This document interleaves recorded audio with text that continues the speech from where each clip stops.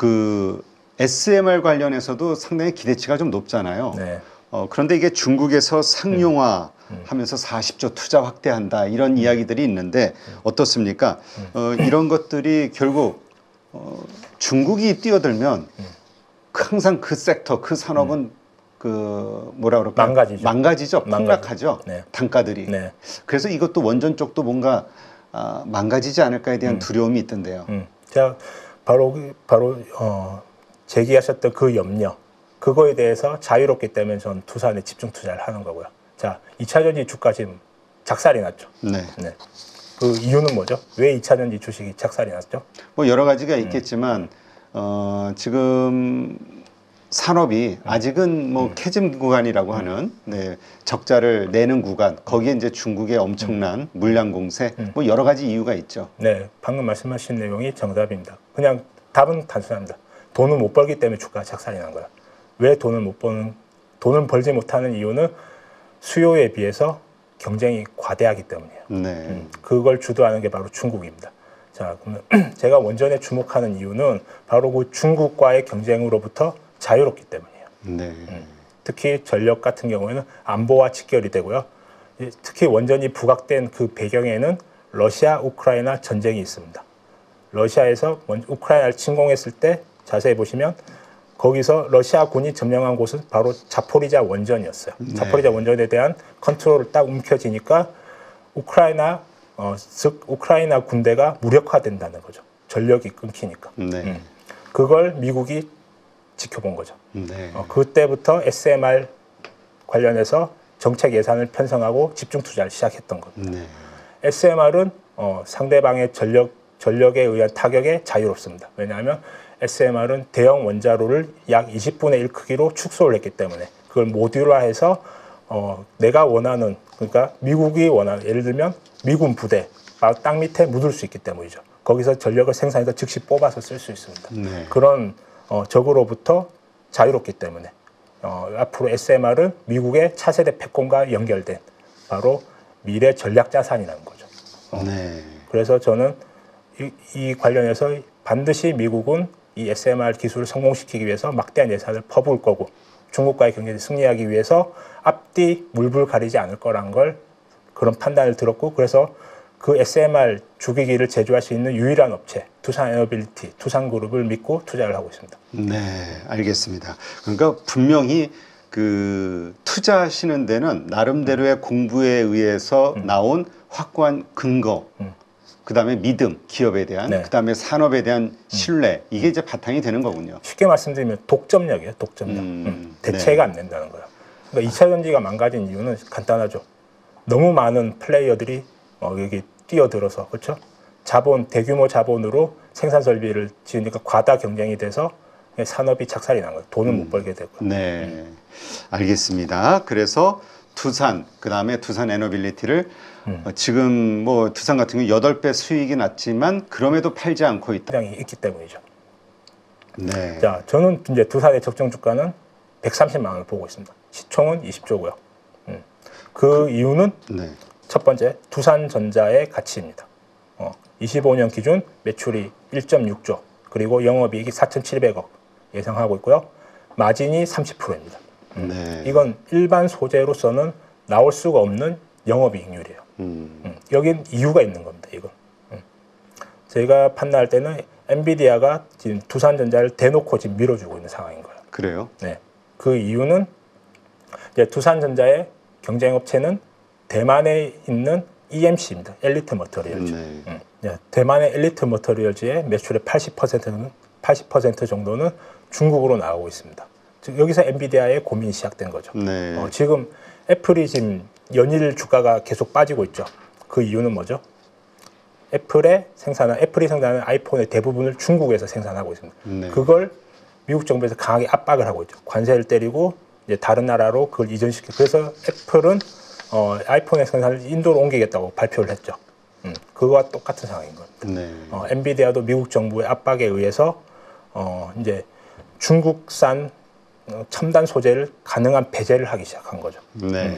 그래서 이제 두산전자에게 막대한 영업이익률을 이제 몰아주게 된 거고, 즉 두산전자가 돈을 많이 벌어서 빨리 증산을 하라는 걸로 저는 보여요. 아, 그래요? 네, 설비 투자를 해서 빨리 증산을 해서 자기들이 필요한 물량을 채워달라는 거죠. 이게 지금 그래서 두산전자의 성장은 이제 본격적으로 시작되었다고 판단하고 있습니다. 그래서 저는 이 두산전자의 독점 기간이 상당 기간 유지될 거라고 판단을 하고 있고요. 그래서 적정 멀티플을 PER 30을 주겠습니다. 네. 그러면 최소 가치는 15조로 판단을 하고요. 그리고 두산 에너빌리티는 장기간 독점 성장할 기업의 지분을 30.3%를 보유하고 있고요. 두산 로보틱스 68%의 지분 가치를 가지고 있습니다. 여기에 이제 일반적인 컨센서스 애널리스트들이 보통 지주사의 평가하는 지분 가치의 디스카운트 50%를 저도 똑같이 적용을 하겠습니다. 그러면 대략 4조 정도 나옵니다. 네. 거기에 제가 앞서 설명드렸던 히든 밸류의 가치, 이건 평가가 사실 잘 안 되고 있어요. 적정 기준이 없기 때문에 전 대략 1조 정도 주겠습니다. 그래서 다 합치면 시총이 20조가 나온다는 거예요. 네, 그렇군요. 지금 아까 원전에 대한 앞으로의 그 수요에 대한 전망을 상당히 좋게 보셨는데 어떻습니까? IEA 국제에너지기구에서 그 예상한 그 데이터 어느 정도의 그 수요가 계속 증가할 것으로 보고 계시나요? 네, 방금 말씀하신 대로 지금 전 세계가 원전을 주목하고 있습니다. 그 이유는 미래 혁신 기술, 즉 AI, 그리고 전기차, 그리고 심지어 비트코인까지 이 모든 기술의 발전은 막대한 전력 수요를 야기하고 있습니다. 네. 그에 맞춰서 이 수요에 충족시키려면 거기엔 반드시 원전이 필요하고요. 그래서 지금 뒤늦게나마 모든 국가들이 전 세계에서 이제 원전에 집중을 하고 있습니다. 국제에너지기구에서 말하길 글로벌 원전 규모는 현재 396기가와트 수준에서 2050년이 되면 916기가와트로 대폭 늘어날 전망이고요. 거기에 맞춰서 두산 에너빌리티는 생산 설비를 2배로 확대하겠다고 했습니다. 네. 2,100억에서 4,800억으로 대폭 확대했고요. 앞으로 5년간 대형 원전은 8기, SMR은 60기 수준을 목표로 하고 있습니다. 지금 그렇잖아도 그 체코 원전 그게 본계약이 보류가 되면서 법원에 중단 명령이 떨어졌잖아요. 맞습니다. 그래서 그것 때문에 변동성이 또 확 일어났었는데 중장기적으로 그냥 그래도 좋게 보시는 거군요. 물론이죠. 오늘 제가 집중 투자님 두산과 두산우에 지금 집중이 되어 있는 상황이고요. 두산우. 네, 두산 에너빌리티는 제가 트레이딩으로 접근을 하고 있어요. 네. 그 이유는 저는 이제 원전의 장기 성장성을 믿지만 이 원전 정책과 관련해서 정치인들이 이걸 이용을 하기 때문이에요. 네. 그렇기 때문에 항상 이 정치인들에 의해서 리스크가 발생을 하기 때문에 전 그걸 대비를 하고 있고요. 오늘도 마찬가지고요. 12월에도 마찬가지였어요. 12월에 이 기업의 주가가 거의 한 18,000원까지 빠졌는데요. 그때도 윤석열 전 대통령이 이제 계엄 사태가 터지면서 그렇죠? 이 정권이 넘어간다는 그런 이야기가 돌면서 두산에너빌리티 주가 그때 폭락을 했었습니다. 네. 즉 이 원전 산업은 정치와 지금 뗄래야 뗄 수 없는 지금 그런 이슈가 항상 존재했기 때문에 장기 투자보다는 좀 트레이딩 관점에서 접근을 하고 있고요. 저 오늘도 이제 체코 방금 말씀하셨던 체코 이제 그 배경을 보셔야 돼요. 자, 이 배경에는 작년 프랑스 EDF에서 이제 체코 공정거래위원회에 문제를 제기를 했습니다. 팀 코리아 K 원전이 지금 팀 코리아 제시한 저 금액은 말도 안 되는 덤핑 가격이다. 프랑스가 제시한 가격보다 훨씬 낮죠. 그렇죠. 그리고 우리나라 정부에서 저거를 불법 보조금을 지급했을 것이다. 이걸로 이제 시비를 걸고 있는 거죠. 네. 근데 체코 정부와 체코 전력청에서는 그거를 말도 안 되는 소리라고 묵살을 했었고요. 그래서 우리나라와 체결을 하려고 했는데 이제 체코 법원에서 지금 발목을 잡은 상태죠. 네. 근데 우리가 프랑스 입장에서 한번 생각을 해보자고요. 프랑스 입장에서는 왜 이렇게 이거를 물고 늘어질까요?